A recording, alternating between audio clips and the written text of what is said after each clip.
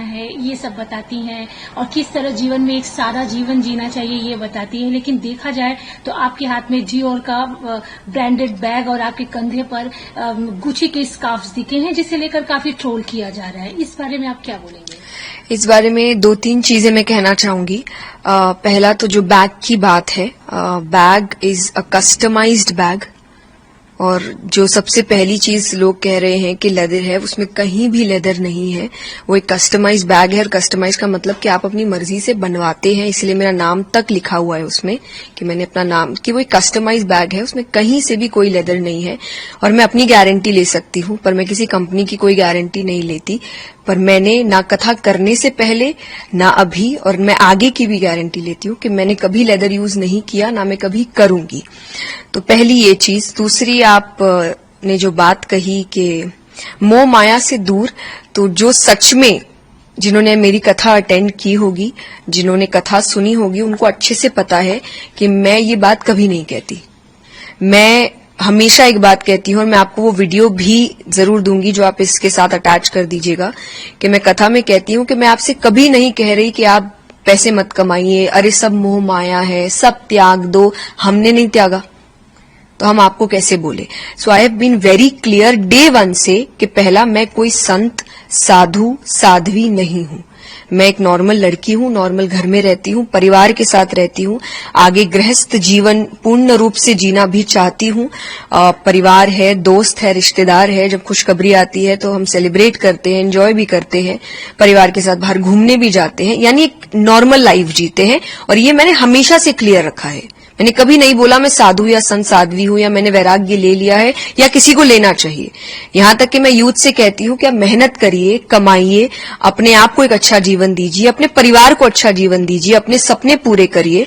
तो जिन्होंने सुना होगा उनको पता है कि मैंने ये बात बोली नहीं, तो शायद मेरा जीवन कोई शौक नहीं है कि अरे इन्होंने ऐसा क्यों कहा, हमें तो त्यागने को कहती है। मैंने किसी को त्यागने को नहीं कहा। आप जैसे ऑलवेज देखा गया कि मटेरियलिज्म की बात करती है, लेकिन एक ब्रांड को यूज करना, अलग अलग ब्रांड को यूज करना, जो कि ट्रोलर्स भी आपने देखा ही होगा सोशल मीडिया पे किस तरह से बोल रहे हैं। तो क्या ऐसा है कि आप वाकई ये ब्रांड्स यूज करते हो? ब्रांड्स, कोई ब्रांड्स देख के यूज नहीं करता। आप कहीं जाते हैं, आपको कुछ पसंद आता है, आप वो खरीदना चाहते हैं। आप अगर आज कई यूथ को देखेंगे, कुछ कहते हैं अरे मुझे वो जूता खरीदना है, मुझे बड़ा पसंद आया था, मुझे ये कपड़ा खरीदना है, मुझे बड़ा पसंद आया था। अगेन आई विल से, मैंने जैसा कहा, मैं भी आप जैसी ही हूं कि अगर मैं कुछ काम कर रही हूं और उसके बदले मुझे अगर कभी कोई चीज अच्छी लग जा रही है, हाँ मेरे कुछ प्रिंसिपल्स है, जिसमें से एक ये है कि मैं लेदर यूज नहीं करती, कभी नहीं किया, तो मेरे कोई सामान में है भी नहीं। लेकिन अगर मुझे कोई चीज पसंद आई है तो मैं उसको खरीदती हूँ। अगर मुझे लग रहा है कि मैं खरीद सकती हूँ तो मैं जरूर उसे, और मेरे लिए नहीं, अपने परिवार के लिए भी, अपने दोस्तों के लिए भी। अगेन आई विल से, जो मैंने आपको भी कहा कि मेहनत करिए, कमाइए, ताकि अपने परिवार को, अपने आसपास वालों को और खुद को एक अच्छा आरामदायक जीवन दे सके। लेकिन उसके साथ मेरा कनेक्शन हमेशा एक चीज से रहा, क्योंकि व्हाट आई हैव लर्न, जब गीता जी की भी हम बात करते हैं कि दुनिया का सबसे बड़ा आध्यात्मिक ज्ञान है भगवद गीता, पर दिया उस व्यक्ति को जा रहा है जो आगे जाके राजा बनेगा। भगवान ने अर्जुन से नहीं कहा था कि वो अपना ऐश्वर्य त्याग दे, वो जंगल चले जाए, वो वैराग्य ले ले। भगवान ने कहीं भी नहीं कहा। भगवान ने कहा अपना कर्म करते रहो। अब एक राजा है, क्या वो सोने के जेवर नहीं पहनते थे? क्या वो मुकुट नहीं पहनते थे? पर स्पिरिचुअलिटी, आध्यात्मिकता का असली अर्थ है कि आप चीजें खरीद सकते हैं, चीजें आपको ना खरीदे। वो लिमिट, वो बाउंड्री आध्यात्मिकता ने मुझे हमेशा दी है कि चीजें मुझे उतना परेशान ना करे, चीजें मुझे ना खरीद ले, परिस्थितियां खुशी या दुख ना तय करे।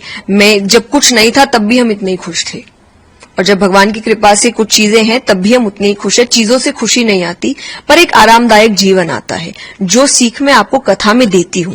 तो अगर रियल में आप मेरी बात सुन के कहेंगे कि अरे ये हमें ये कहते, तो मैंने तो आपको मेहनत करने और पैसे कमाने कहा है, तो प्लीज आप वो करिए, rather than just trolling someone else. जैसे अगर अभी आपने ट्रोलिंग की बात की, तो वो ब्रांडेड बैग आपने कहा कि उसमें कहीं भी लेदर नहीं है, लेकिन ट्रोलिंग शुरू हुई है कि इसमें एक ब्रांड का नाम दिखाई दे। मुझे देखिए, मुझे नहीं पता ये, क्योंकि ये बैग बहुत सालों से है मेरे पास, अभी नहीं है। सो मुझे नहीं लगता कि अभी की कोई बात है। Whether it is some agenda, whether it is some paid PR, negative publicity, कौन कर रहा है, क्यों कर रहा है, मुझे नहीं पता, क्योंकि ये बहुत पहले से है, बहुत पहले से। और यहां तक कि ऐसा नहीं पहली बार दिखा है, मैंने कई बार खुद पिक्चर्स अपलोड की। जब मैं एयरपोर्ट पे होती हूँ तो आप कई बार अपलोड करते हैं, अरे फ्लाइट लेट हो गई तो आप अपने लगेज का ही फोटो अपलोड करते हैं, खुद का मैंने बहुत बार किया है। तो मुझे ऐसा लग रहा है कभी ये बात नहीं उठी, पर आज अचानक से ये बात उठना और एक ही बात पे बार बार जोर देना, जबकि एक स्टोरी पे भी आई हैव ऑलवेज क्लैरिफाइड कि नहीं है। लेकिन बस यही बात है कि ये वीडियो भी और वो स्टोरी भी सिर्फ उन लोगों के लिए है जो मुझे जानते हैं, जो मुझे पसंद करते हैं, जो शायद मुझ पे थोड़ा भरोसा करते हैं और जो शायद अभी मेरे बदले पे काफी बातें इंटरनेट पे कर भी रहे हैं। तो सिर्फ उनके लिए, ताकि उनको एक विश्वास आ सके कि हाँ, हम जिस पर विश्वास करते हैं वो सही है।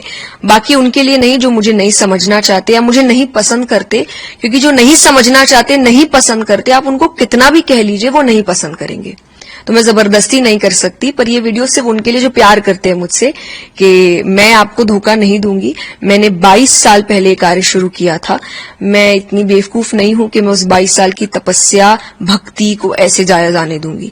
तो कथा करने से पहले भी मैंने ऐसी चीजें यूज नहीं की थी, कथा करते वक्त भी, और आगे की अपनी तो गारंटी दे सकती हूं कि मैं नहीं करूंगी। So it is purely a customized fabric based bag. बस अब धन की बात तो मैंने जब क्लियर कर ही दिया है कि मैं साध्वी, संत, साधु नहीं हूं, तो आप क्यों मुझे उस पेडेस्टल पे बैठाएंगे कि अरे आप तो संत हैं। मैं नहीं हूं संत, मैं आप जैसी बच्ची हूं, जैसे आपके घर के बच्चे हैं, बिल्कुल वैसी हूं, परिवार के साथ रहती हूं। So I think it's high time कि, और ये मैंने बहुत इंटरव्यूज में कंटिन्यूअसली बोला है, तो जिनको समझना होगा वो समझ जाएंगे, और नहीं तो आप कितनों को बार बार सफाई देंगे।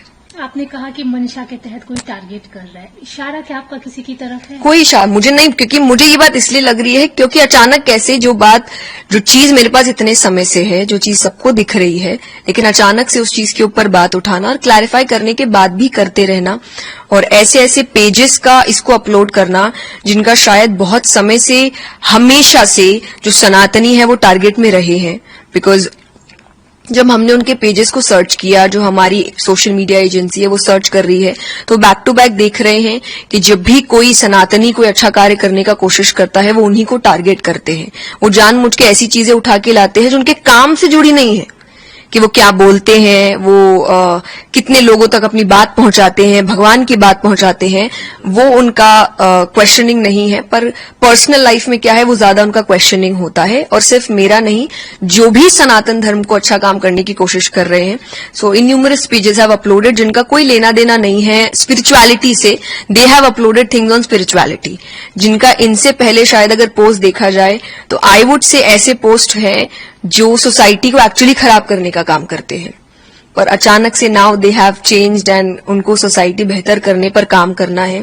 सो अगेन इसीलिए मैंने कहा कि मैं उन लोगों को नहीं समझा सकती, और उनके लिए ये वीडियो है भी नहीं। ये सिर्फ उनके लिए है जो समझना चाहते हैं, ये उनके लिए है जो मुझे प्यार करते हैं, जो मुझ पे विश्वास करते हैं। तो आप विश्वास करिए, मैंने आपका विश्वास नहीं तोड़ा है। अब मैम आपके लिए एक ये भी बोला जा रहा है कि आपने एयरपोर्ट रिलेटेड एक वीडियो था जो कि अपलोड करके फिर उसको डिलीट कर दिया। नहीं जी नहीं, मैंने पहली बात तो खुद डिलीट क्यों करूंगी, मैंने अपलोड ही नहीं किया था। तो हम चंडीगढ़ में थे, बीपराग जी ने, एक बहुत अच्छे कथाकार है इंद्रेश जी, उनकी कथा कराई थी और हमें निमंत्रण भेजा था कि हम भी उस कथा में एक हिस्सा बने, और मैं उसी कथा को सुनने के लिए गई हुई थी। और मैं वापस आ रही थी तो एयरपोर्ट पे कोई एक व्यक्ति खड़ा था जिसने वीडियो बनाया, आप देखेंगे भी अगर वीडियो में, तो मैंने उनको, वो मुझे नमस्ते शायद कर रहे थे, तो मैंने उनको स्माइल भी किया, और उन्होंने कहा मीडिया से है, तो मैंने इसलिए कोई क्वेश्चन नहीं किया और मैं चली गई। उन्होंने ही वो वीडियो अपलोड किया कि चंडीगढ़ में किशोरी जी आई हुई थी, एंड देन आई थिंक जो रिएक्शन हुआ या जो भी हुआ उसके बाद वो डर के मारे शायद उन्होंने कुछ डिलीट कर दिया होगा, और लोग कह रहे हैं कि मैंने पहले वीडियो अपलोड किया और मैंने डिलीट किया। तो अगर आप अगेन मेरे पेज पे जाएंगे तो मेरे पेज का एक ग्रिड है, एक थीम है, और वो थीम है, पहला पोस्ट कोट्स होते हैं, दूसरा मोटिवेशनल रील्स होती है, तीसरा कथा की रील्स होती है। मैं इसके अलावा और कुछ नहीं डालती। तो मैं ऐसी चीज कभी नहीं डालती, जो मैंने डाला नहीं मैं वो डिलीट क्यों करूंगी। तो आप अगर ये भी सोच रहे हैं कि ठीक है हम आपकी सारी बात मान जाते हैं लेकिन आपने डिलीट क्यों किया, तो ये मैंने वो वीडियो कभी अपलोड नहीं किया। आई डोंट नो वो कौन सा मीडिया हाउस है जो उस दिन एयरपोर्ट पे था, पर एक ही व्यक्ति था जिसने वो वीडियो बनाया था ये कहकर के हम मीडिया से है। तो उन्होंने ही डाला और उन्होंने ही अपलोड किया, नहीं किया, डिलीट किया, आई हैव जीरो आइडिया, पर मैंने नहीं किया। Thank you.